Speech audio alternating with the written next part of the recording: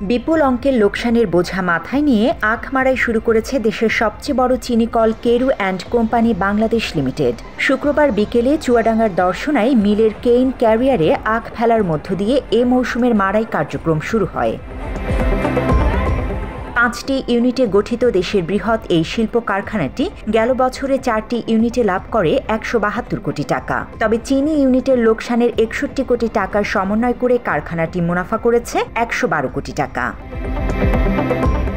কাঙ্ক্ষিত আখের যোগান না পাওয়াকে চিনি উৎপাদিত ইউনিটের ক্রমাগত লোকসানের কারণ হিসেবে দেখছেন শিল্প কর্পোরেশনের চেয়ারম্যান ডক্টর লিপিকা ভদ্র। কিন্তু পর্যায়ক্রমে করতে বলছে, সেটা হলো পর্যাপ্ত আখ প্রাপ্তির সাথে। তো পর্যাপ্ত আখ আমরা পাবো কিভাবে? আমরা একটা মিল 3 মাস থেকে 4 মাস না চালাইলে এটা লাভজনক হয় না।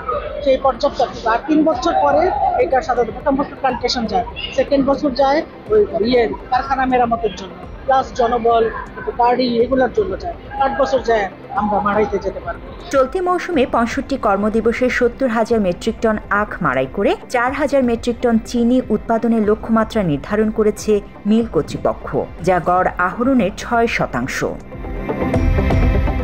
জান্নাতুল ফেরদৌস তমা, বাংলা এডিশন।